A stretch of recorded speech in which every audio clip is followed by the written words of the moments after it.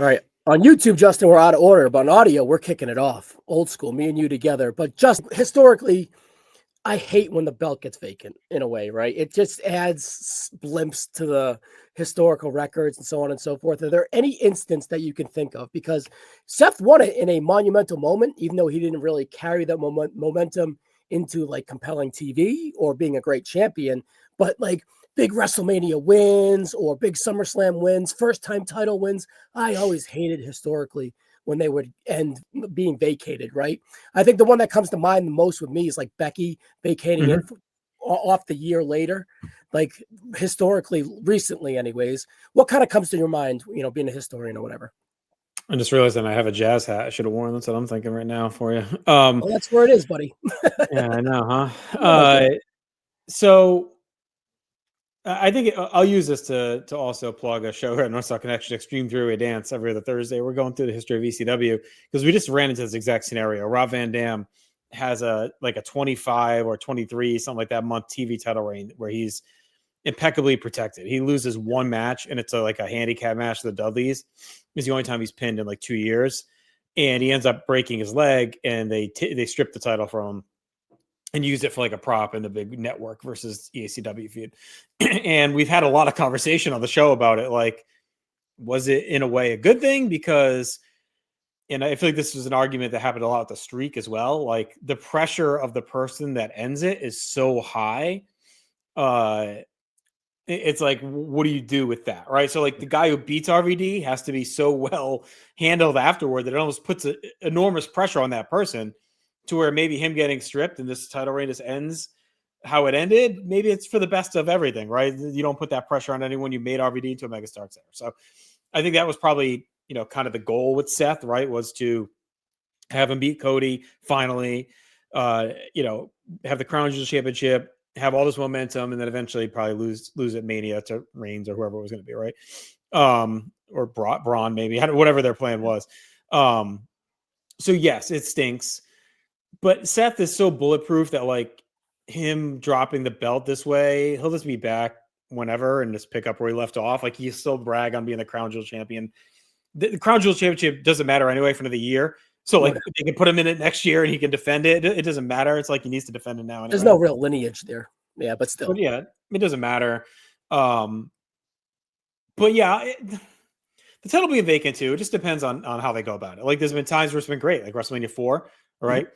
That was planned, obviously not during injury. So it was set up accordingly. Same with Survivor Series 98, right? There's Royal Rumble 92. There's like great instances where it leads to amazing pay-per-views. Yes. But when it's not planned, it seems like they never want to take the time that they put in when it is planned to make it mean something, right? So think of like the patience of WrestleMania 4 and the 92 Rumble and Survivor Series 98, like the patience they put in to make that pay off. But when it happens due to injury in this last second, how they rush it. Like when the Summer of Punk, right? They have Cena and Ray and whatever that thing is that they did with like, and it all happens like in 2 nights, right? I think one of the worst ones is early 06. You had the Rumble like 3 weeks away.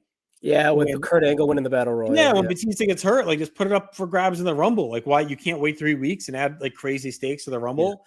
Yeah. Instead you have Kurt win on SmackDown or a Battle Royal. And this feels like that to me. It was like, okay, Seth's hurt. We have 75 titles. It's not like 1987 where if your world champion's down, like you're hurting. Like, who cares? Like you have another world champion. You got John Cena drawing still for Survivor Series. You have, Cody's your guy anyway. Like you got dudes up and down the card and women now with world titles that can cover for you. Like you don't need to rush a Battle Royal on Raw and a world title match on Saturday's main event with no real build to it that may throw you off your trajectory. Now, Rollins may be out long enough that they had to get it off him, and the plan for whoever was the successor doesn't make sense, right? Because maybe someone, again, Braun or Roman, whatever it was going to be. So, okay, well, let's just get to it. But again, you have a pay-per-view or PLE, whatever, in a month that you could have built toward. And yes, I know you got War Games, but whatever, you can do a little tournament to get to that. And like, there's ways to go around it. I know they want to hype these events. If they do the tournament with Cena, then you're doing 2 tournaments, right? So yeah, I guess so. But who cares? like make it work somehow, right? to me, it's better than a battle royal on Raw. And then you end up with these guys anyway. Like, I'd rather have done a mini tournament on Raw. If Raw's long enough, just do like a Netflix tournament, whatever you want to do. The battle royals to me are always just lazy way to go Sponsorships about up it. their alley, Justin. That would work for sure. The what? The Slim Jim tournament. I like it. Right. So Yeah, do something, whatever it is.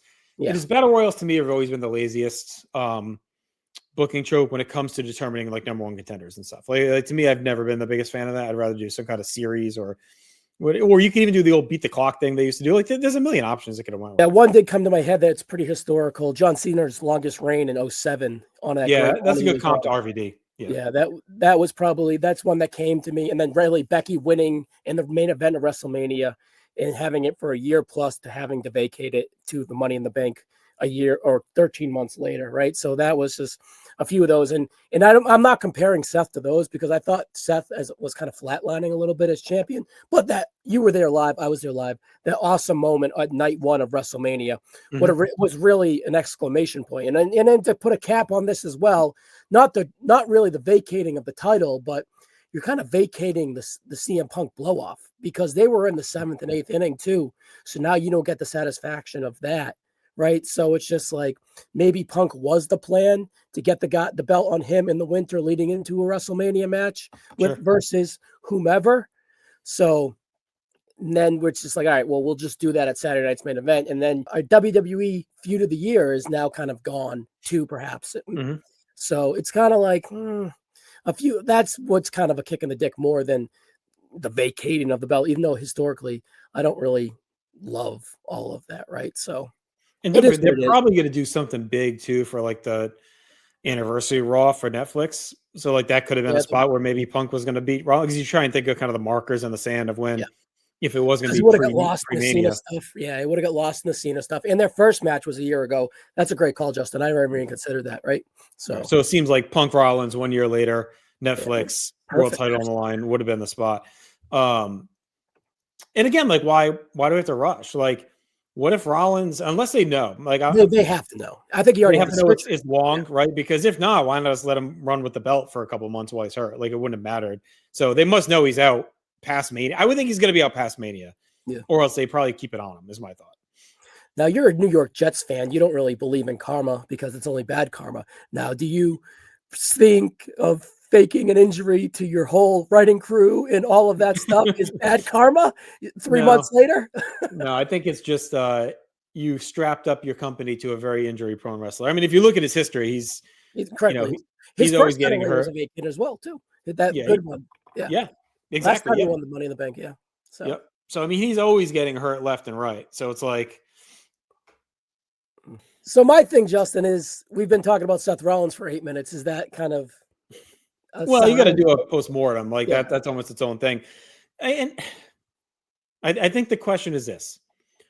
If Punk was going to be the guy to dethrone Rollins to go to Mania as your champion, then you have him win. Yeah. If he was not the choice and they were going some other direction, then Uso is like, okay, just give him the fucking belt back for a couple months so you reset, right? I think those are your two paths. Like kind of good for Uso in a way, I would think. Yeah. If Punk, if you didn't care about like if it wasn't going to be Punk winning at Mania, you could probably just give it to him here and be like, okay, just whatever. We scooted it up a couple months early. He was going to get it in January. Everyone wants to be champion. It's like he's been champion before. It's not like him winning is going to be this like all-time thing. But if your goal is still like Punk needs to win at Mania in Vegas over whoever, then I think Jey is like fine as a transitional champion. Like I think the two guys they picked to do this are perfectly fine. Yeah. I think the most likely end game is some sort of tomfoolery with Jimmy, in LA Knight. I don't know. Like he's the other guy I thought of for this was LA Knight. Like probably could have been in this spot, but now with that, I'm glad you bring that up too. It's like because one, it's like let's not dangle that carrot when it's not his time, right? And then let's not beat him up anymore because he's right. He's been beaten up a little bit, even though he being on this main event scene has done him justice for sure in the long run. But maybe there's bigger, grander versions of LA Knight push that isn't timely. So I like your scenario too, where it's just like, if we want to kind of play into this Jey character, which is kind of finding himself after coming out of his world title run, he could find himself and accelerate him to where he has to go as world champion, even if it's a transitional champ, and then him losing again could make him snap or whatever? Or is it Punk? Punk was the plan. We just kind of make it happen 2 months earlier. Yeah. I'll give you one idea I think that they could have done. Is you open the show Saturday with Drew losing to Cody, and then doable, and then close with this, but Drew gets reinserted. There's a trade that happens, and that's part so of the 2008, right? But part of the contingency is Drew gets another world title match and he wins, and you finally this way Drew gets his moment. He gets the title. He doesn't take it from Cody, and you kind of need a stabilizing person on Raw anyway right now. And it's an FU to Punk, which plays into Mania in Philly, right? So it's like there's a lot of like tie in there too. So it's been far enough to their history. Yeah. And if Rollins is out, the other guy Punk's got blood history with is Drew. Fucks him again. And now you build to Punk and Drew for that title on Raw. So like to me, that could have been an option to both satiate Drew getting the win, getting his moment, and putting Punk back into a blood feud that, with the Rollins gone, that he kind of needs now. Honestly, after explaining it, it's probably better after explanation than on paper, right? I don't hate it. I could see it happen, but there's I don't know if there's enough precedence for a trade because these motherfuckers just bounce around anywhere, right? Yeah, well, you didn't have to make it a trade. Just he comes out and like runs his mouth and gets himself in the match. It's happened before where he just comes out and attacks them and runs his mouth, and Punk's like, "Fucking, let's go!" Like, you could do something like that. So anyway, just a thought of like what else they could have done. I think. I mean, you got Gunther coming back. It feels like he's probably going to be, is he going to be the Cena guy? Because I thought he'd be a face when he comes back, but it could be a face afterwards, right? All right. I want to give Jey Uso his flowers a little bit, right? If Kofi Kingston is the floor, Shawn Michaels is the ceiling, and Jeff Hardy is like the middle subfloor, where do you see him at the end of the day with his singles run? Like all time? Yeah, just compared to the tag team guys that I threw at you, like breaking away from the New Day, the Rockers, and the Hardy Boys. Because the Usos are on that level. Right. Yeah, he's above Kofi. No doubt. I think he's a light version of Jeff Hardy so far. Like I think there's he's the inverse of Jeff Hardy on the same level. I'll put it that way. Because Jeff, I think his peaks are higher than Jay's peaks. No doubt about that. Yeah. And that's not just a Northeast ski joke. But I think, Jay character-wise, he's deeper, man. Well, Jay has more than Jeff. Because Jeff is fine. As soon as he got to that peak, he in 08 gets busted and gets busted back down after the drug bust. And again, 09, yeah. And 09 he leaves. So it's like every time he hit his heights, he was gone, like within months.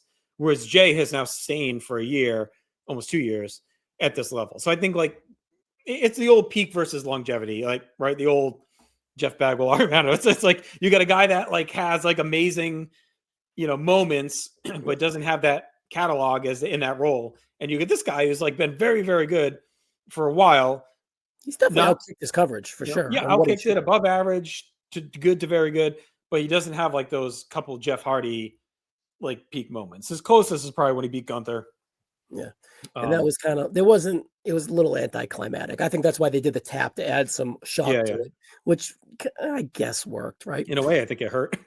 Because this wasn't super believable that Gunther would tap to him. Like, it would have been better if he just pinned him with a splash, I think. Yeah.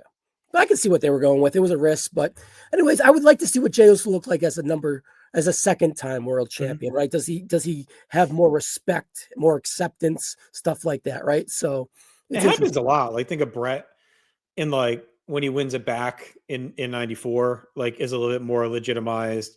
Yeah. There's been other guys that just have that first run. Like you said, it's kind of quick, they're learning on the fly and then they kind of come back later and have that second one. And it feels a little bit more stabilized. So, yeah. All right. So we're at the end here at Saturday night's main event. This is the main event. I assume I wouldn't rule out a scenario where the Vision kind of shows up and you get a scenario where we don't have a champion like you talked about. Right? Because why wasn't the Vision in the world title? I mean, in the Battle Royal, right? So what was Paul Heyman scheming, right? And, they kind of put a little water on that fire last night, but they didn't put it out completely. They can definitely go back to that, blow it up, and be like, "This is my belt. I'm stealing it." And then you're building. Yeah, they could. Yes, they could interfere and beat both guys down, or left with a champion. And now you're telling a story versus just like getting the belt on someone as a hot shot. Because hot shotting into Punk feels like they're not giving him enough due for the story and time they've put in. You know, it's like I don't really like that for Punk. I really don't. Yeah, they've put a lot of time into building him to this point, and it just feels like a rush job. But I don't hate the Vision screwing it up. I don't hate that at all. And then even at the Survivor Series, you can have a 3-way, right? So yeah, especially because it's not like this is a paid show. Like it's free TV show. Like so, if you do a fuck finish at the end, it's not like you're not really screwing anyone out of it. You know, you're getting a Jade and Tiffany match, which is probably a title change. You get your newsworthiness there, and maybe Drew's kind of vulnerable. Cody's kind of vulnerable to Drew a little bit. So yeah, I don't see that happening, but I don't think they change. I don't think they take it off Cody unless Punk's winning. I'll put it that way. If Drew wins, I think it's a sign that Punk is probably going to win because they'll feel comfortable having one of the two top. I think they see Punk as Cody as kind of the two top faces. I think there's also a world where the Vision interferes, but it's not because of Braun and Braun. It's to set up Brock Lesnar as your guy. Oh, okay. Like the guy before the actual guy breaker. It's like the bridge. Yeah. So do they kick the shit out of these guys? Brock walks out, and now they do a rematch of Survivor Series triple threat with Brock, and he wins. Because I think if you're gonna have Braun win the title at Mania or wherever it is, like, and maybe it's SummerSlam, whatever they wait till, I think him beating Brock would be like, to me, that should be their plan. Like, we've already used Gunther as the guy to get someone over. Punk is like beatable, we know that, whatever. But I think Brock, he's not a guy that loses often, and when he does, it's usually like the tippy top guys, or it's because he's leaving and he's pouting. And like, so Braun turning, right, or Brock turning, that they turn on him and whatever it is, or Braun turns on Heyman, however you want to do it. But Braun taking out Brock would be like, that's how you make him. Yeah. But I wouldn't rule out even Breaker at Survivor Series with some build to it. It's not it's not Saturday's main event or whatever. But I see that scenario, but I don't think I'm gonna go with it. I think I'm just gonna play it safe and go Punk. I think the plan was the plan initially. That's the most likely. Get it to Punk. So, but I'm a little intrigued on Uso getting it too, in a way as well. So we'll see. It depends again what their end game was. Was it Punk winning or is their end game Punk not winning till Mania? If it's Punk not winning till Mania, then I think Jey wins. I think Punk only wins if he was going to win it at some point before Mania, and that wasn't their big story. Yeah, and I don't think the plan was to give CM Punk just a 5-minute title reign. You know what I mean? Initially, he's like, all right, he's going to get his eventually, right? So yeah, that's why I think Mania. It's the Luger story, right? It's like Luger 93. That's a little better, right? But that's like the plan, right? And they did it with Cody. It's the same thing. So it's like, you know, to me, the plan had to be Punk winning from Rollins, either at Netflix Raw or Mania, probably Mania. But so if that's the case, then yeah, maybe it's not time yet. I honestly am starting to think the most likely it could be the fuck finish, and not the Brock part, but like the Vision interferes and screws the match up, and you don't get a finish because the way they threw this together, it feels so hasty. Like it just feels so hasty. That would tell me Breaker's the guy before we realize it either, too, right? Yeah, or unless they're doing it again on behalf of Lesnar, which is possible. Like the one thing with the Triple H era, you'd say he airs too conservative on this stuff, which makes me feel like this felt very unlike his usual plays, like to go this fast on something. Usually the criticism of his shit is that it takes too fucking long generally, like too many long title reigns, too many protected champions. Like to me, he's the opposite. He's like that RVD Paul Heyman run. This is another thing we just talked about in a recent, or the ECW is coming up, I think this week. We talked about like, when is it too much to protect your champions and make them too big, right? Like when is your world champion Mike Awesome too protected, where it feels like he's unbeatable? He has no vulnerability. Yeah. So when you have champions that are so protected and unbeatable, it's like, okay, well now it feels like you need the wrath of God to beat them, right? When you got Cody protected for a year and Gunther protected for, it's like, okay, like who the fuck has a real chance? So there is something to say too for, okay, just fuck it, throw it on Jey. He loses next month and maybe potato it a little bit. Like it doesn't always have to be a year-long reign for everybody either. Like, but that has been Triple H's trope so far is those long reigns. Yeah. All right, Justin, we can find you all over the North South, and we're going to get on to the next one. So thanks, buddy. Later.